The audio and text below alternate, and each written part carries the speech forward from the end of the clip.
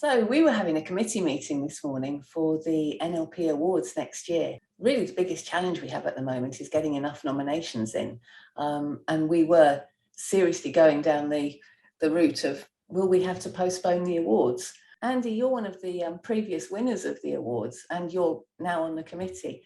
How did you feel about, or how do you feel about the thought of potentially postponing the awards? Yeah, I mean, like I think we're so used to postponing things at the moment that it'd be a shame to have to do that. You know, last year's was such an amazing sort of privilege to be involved with as a host of the meetings, and having nominated some of the people in that. And as you say, previously I won my award in 2019. There you go. I won my award in 2019. I've got it here. There you go. And it normally lives on the shelf over there, but I thought I'd put it over here because it's quicker to get it. You know, it's definitely something that for me, I share all the time. You know, I work in healthcare probably 50% of my time at the moment, you know, supporting NHS training hubs and GP surgeries and all sorts of different organisations within the NHS. And every quote, every tender, every piece of information, I always put, you know, winner of NLP Awards in Health 2019, a link to the page that's up about it. And it gives people something external to validate you through, I guess, when they're thinking about who to choose from that perspective. And it was, I mean, we didn't self-nominate. You can self-nominate, but you know, this is something that we got nominated for, myself and Jo Wilson, who I was running the Beyond Training company with at the time. We got nominated by one of our practitioners who herself was also a healthcare professional. And for us, it was a real privilege and I must say a surprise to have won. There's videos somewhere with us expecting, you know, other people in the category, you know, to have won. And then when our name got called out, it was like, wow. And of course, not just your name, it was why it had been chosen, because, you know, it's an independent panel that chooses it. This isn't a award ceremony where you have to pay to enter.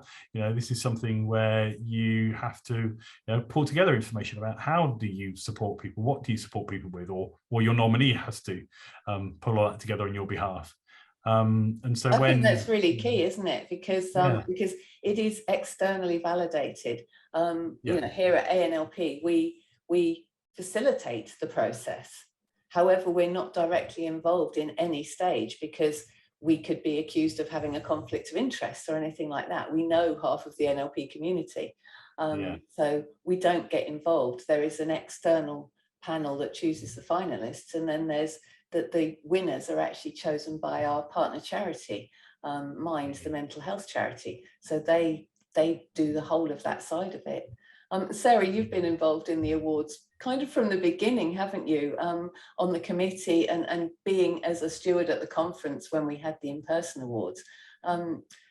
From your perspective and seeing the impact, what do you think, you know, what do the awards mean to you? Oh, my goodness. You know, it's an absolute joy and a privilege to be part of the awards panel. Seeing the nominations coming in, seeing the amazing work that's being done across the NLP community, seeing just the life-changing work that goes on and the passion that people have for the work that they do and the dedication that they have, it's phenomenal. And you know, we've said it before at the awards panel, you know, they're all winners. Everybody's a winner. And we have to give it over to Mind, obviously. I mean, I'm not part of ANLP, but, you know, we pass it all over to Mind and they do their deliberations. But in our eyes, everybody's a winner. And even though there's one person who gets the trophy, it's like, yeah, just a joy to be part of it and to see what people say about each other and the generative qualities that come through. It's just a blessing to be part of it and inspirational. It inspires me in my day-to-day work as well. And yeah, so it's a special thing to be part of. So. We were all part of the virtual awards that took place earlier this year. And I'm probably disclosing secrets here, but I know at one stage or another during those 4 ceremonies that we held virtually, there was certainly more than one occasion when a tear was brought to my eye, just as you say, with the inspirational things that people are doing out there. Yeah. And it's so important. I mean, I know, you know, one of the awards, I was in tears when I interviewed the person in the first place, because we did interviews, and state management comes into play. And actually, why should it? Because these people are inspiring people who are doing fantastic things, absolutely on the front line, in all sorts of different ways. And I think it's so important that they get recognised. And we have that 6 degrees of separation, and keep saying 6 degrees of separation. We all know somebody, don't we, who could, I mean, we're sadly, we're in the position where we can't nominate anybody. And from our perspective as well, we can't even, I could reel off 10 or 15 names of people that I know who are members of ANLP, or who have done fantastic things, or their case studies that are currently on the website, or they've written articles in Report. I could touch all those people and say, please nominate. Either somebody who's read the article or read the case study, nominate them. Or if you've written the article or written a case study, there's power in that. There's so much. A bit of Milton. Yeah, we're talking about you. Yes, you watching this right now. You enter. Yes, enter. Or nominate someone. That's the whole thing. There's such amazing NLP being done. You know, NLP makes a difference, and that difference is you is so true about, you know, what great NLP is being done out there and used and utilized and shared. And that's what the awards are all about. It's about celebrating awesome, inspiring NLP. And you can nominate yourself, or you can get somebody to nominate for you. Both are absolutely true.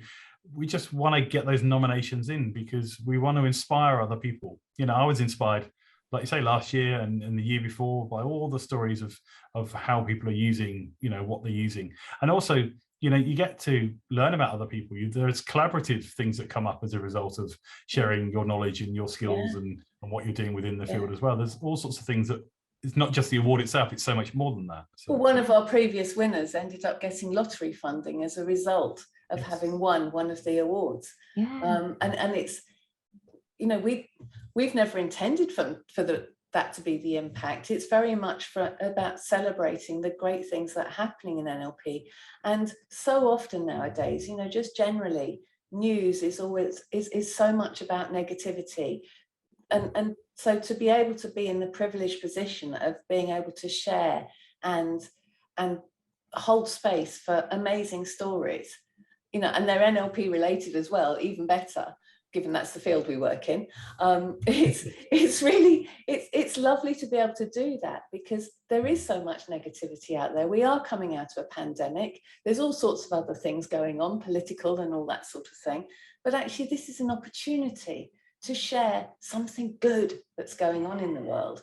So absolutely. It's so important, isn't it? Oh yeah, and Karen, you know, I know that we've talked before as well about self-nominations as well. And for anyone who might be holding back thinking, oh well, nobody's nominated me, just nominate yourself if you're doing amazing things, which I'm sure you are. We want to hear from you, and we would love to have your nominations. And then Karen, you might be able to tell us a little bit more about how that process works, because people aren't put in a ranking order whether they're nominated by others or whether it's self-nominated. We just want to hear, because we don't know what's going on out in all of the corners of NLP. So. Exactly, it's about the story and the quality of the story, the quality of the evidence. It really doesn't matter. All the nominations now, they have, even if it's a self-nomination, there is somebody else that supports that nomination. So there's always, it's not one person alone just going, yeah, look at me, I'm fantastic.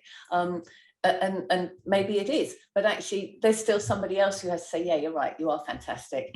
And that's absolutely fine, because and then there's no bias either way. It is about the quality, not the quantity. This isn't a voting process or anything like that. It's very much about, as I said, it's an independent panel that reads every single nomination, and they take the evidence, they take the story, and they decide from that actually this person is having a great impact in the world, they deserve to be a finalist. And as you said, Sarah, everyone's a winner anyway. The very fact that we get nominations, it's a winner. And I think it's so important that, you know, the NLP Awards are a really important part of the NLP field. It is our opportunity to celebrate. It is our opportunity to showcase fantastic NLP. So you lot out there, you've got a week left to get your nomination in. Yeah, write in, get your nomination in. They've made it so easy. There are so many posts out there just telling you the 5-step process in order to get your nomination in. You know, get the nomination in, wave that flag, get some backup, get some information together, submit it. Yeah, what's the best that can happen from actually sharing your story? And you get featured in the Rapport magazine, and you get, you know, various other bits, you know, mentioned on social media. There's all sorts of other benefits, you know, alongside getting yourself nominations if you become certainly a finalist as well, and then go on to win.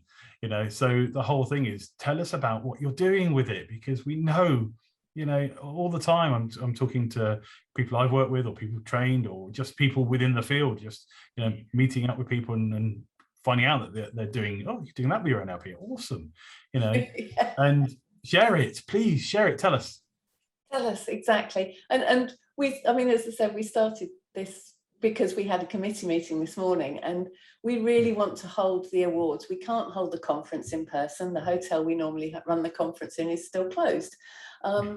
We said the awards is an opportunity. We really would. That was our intention from the committee meeting this morning, is that we want to hold this as an in-person event. It's much smaller than a conference. It's more manageable. It's a fantastic opportunity to dress up, have a party, get the choir involved, get some decent food, and it will be such fun. And we kind of sat there this morning, didn't we, saying, well, you know, we started talking about venues, and we started running away with ourselves with all the things that we can do. And we don't actually know if we're going to have awards yet, because we have to wait. The 31st of October is a line in the sand. So we're reconvening after the 31st of October. And we really hope that at that next committee meeting, we are going to be planning the in-person awards for 2022. So yeah, we'd love the excuse to have a parties. Please give us plenty of excuses in order to make that happen for you. Exactly. And for everybody else. And we've waited a long time. Yeah. Yes, we certainly have. Yeah, it's time to celebrate NLP again. We'll start planning for an amazing awards ceremony, and it's dependent on you getting your nominations in now. Thank you, Sarah. Thank you, Andy. And we will look forward to reading those nominations very soon and passing them on to the committee. Thank you, guys. And the winner is...